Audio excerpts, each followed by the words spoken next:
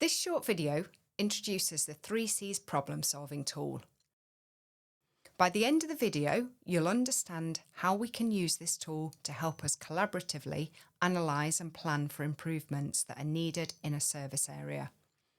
The 3Cs stand for concern, cause and countermeasure. The approach provides us with a simple framework for everyday problem solving in the workplace. It's a logical approach to investigate and improve a problem, encouraging a thorough understanding of the issue that we have and what its root causes are before we look to implement solutions.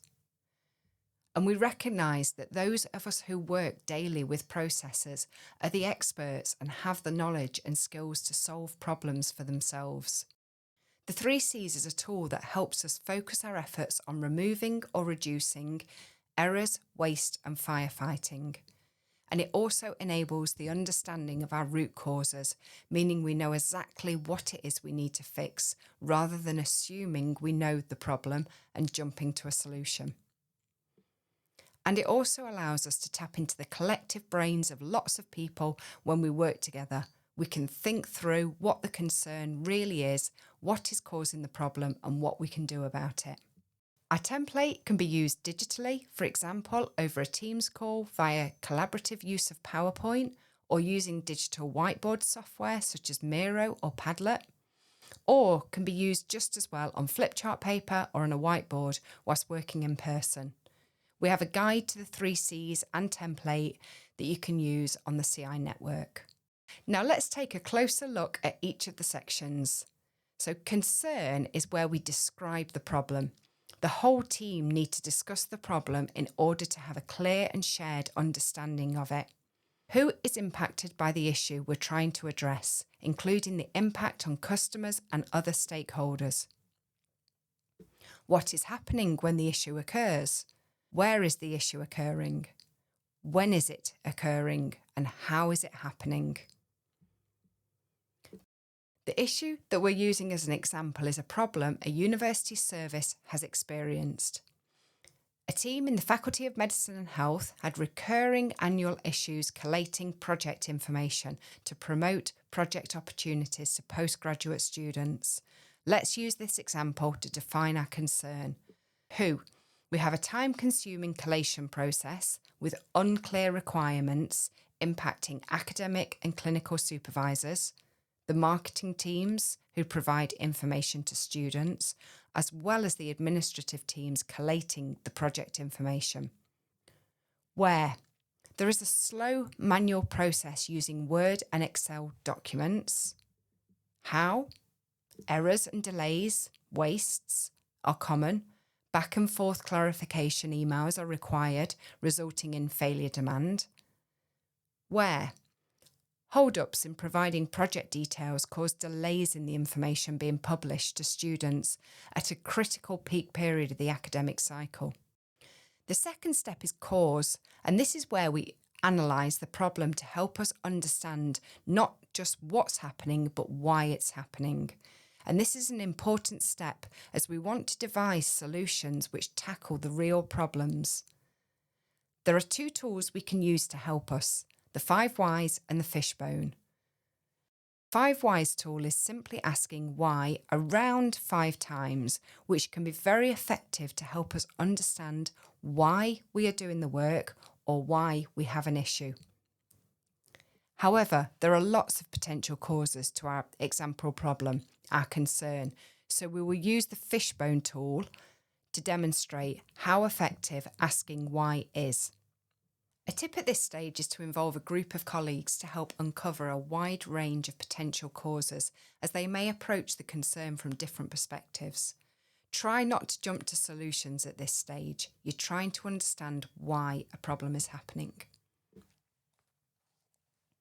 The Fishbone technique helps us visualise what may be causing our problem from a range of perspectives and can help overcome any conflicting views. This is also known as cause and effect.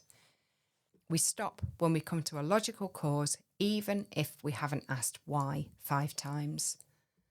The backbone, central arrow, represents the concern summary, with the body of the skeleton representing the causes, which can be broken down further to get to the real root cause. Let's use the fishbone diagram on our example problem. So we summarise our concern, which for the example we're using today, there are recurring annual issues collating project details to promote project opportunities to postgraduate students. So as context, the project detail is required so that the project opportunities to get involved with clinical research can be shared with marketing teams who are recruiting postgraduate students onto specialist medical programmes. On the diagram, the issue goes on the fish's head and you work backwards along the spine out towards the fins. The first thing I do is ask why there are issues collating project information. Perhaps it's because the academics and clinicians don't provide the correct information that we need to publish to students. Maybe it's because we simply resend the same email year after year without a review of what it is that we require. Why? This work happens at a peak period of work and we're busy when it comes to requesting the project information. And then we've come to our root cause. We're dependent on academics and clinicians providing the full context of their project, and we're possibly not asking the right questions to support them to provide this in a structured way that we require for downstream processes. So we ask why again. Perhaps it's because the administrative team collating the project information sometimes miss the responses. Well, why? We use the busy student-facing inbox at a busy time of the year. Why do we use a shared student-facing email inbox for this task? Because this work only happens once a year and therefore we don't need a specific inbox for this annual task. Again, we've come to a logical end of our exploration and have uncovered a root cause. We manage the collation of this information in a shared inbox. So let's do another. Why? Are there annual issues collating project information? Errors are sometimes made by staff when copying and pasting the project information into Excel. Why? Because the information must be entered to named columns and it's not easy to put the right information from written or verbal information that's been shared into the right columns. Because it's a manual process and there's risk to missing information out or making errors. So we ask why again. Why? Maybe it's because specific project details are missed in the collation process. Why? Because the information is supplied to the team in a variety of different formats. For example, on Word documents, in email bodies, sometimes verbally, if someone calls or drops by the office.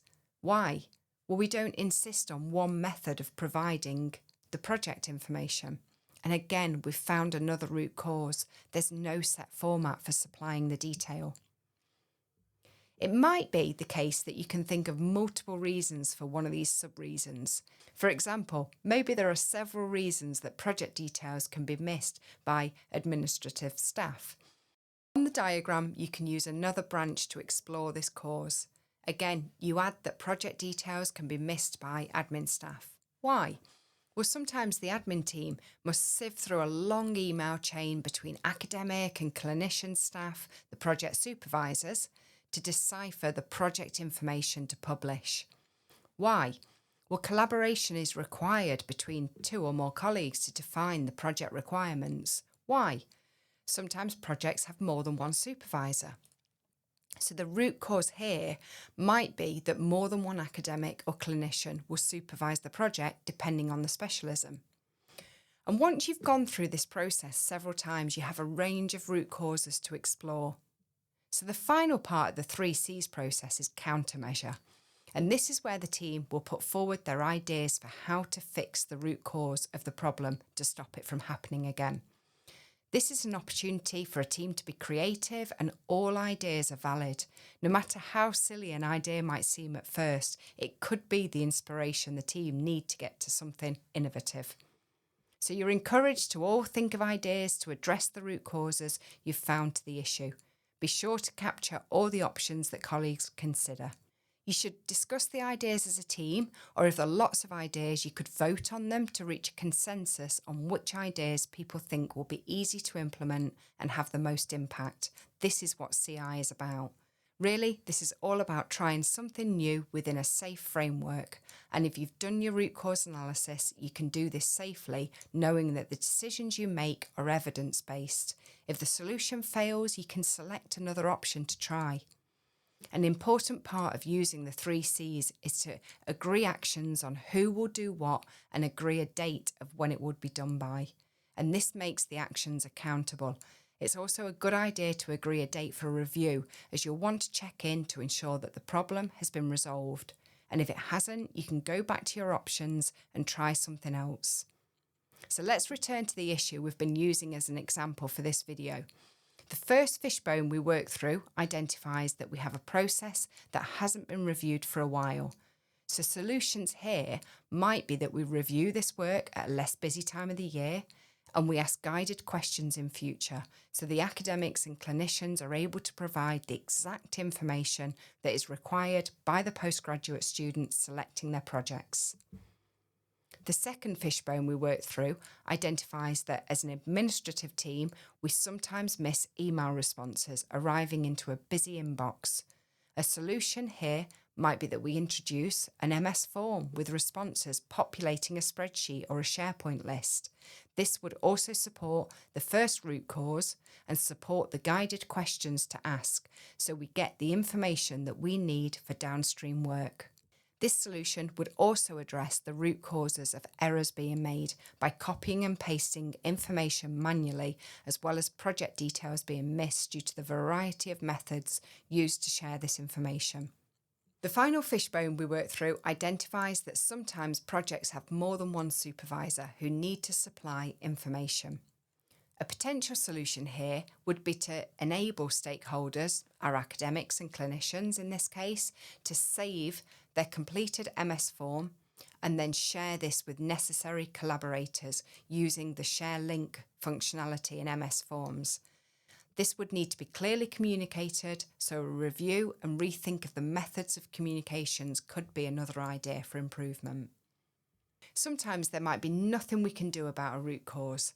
It may be completely out of our control to change, so we may need to accept this and consider the causes that there are within our control that we can do something about immediately or we can potentially influence. In the example we've given, the final ideas were implemented, and Zoe Peters, a colleague in FMH, created a case study to demonstrate the impact of her team's work to improve this annual process. If you go on to use the 3 Cs, please share your experience with the CI network. We'd love to hear what you're doing and how this tool supports you and colleagues to have structured conversation around problem solving. Thanks for listening.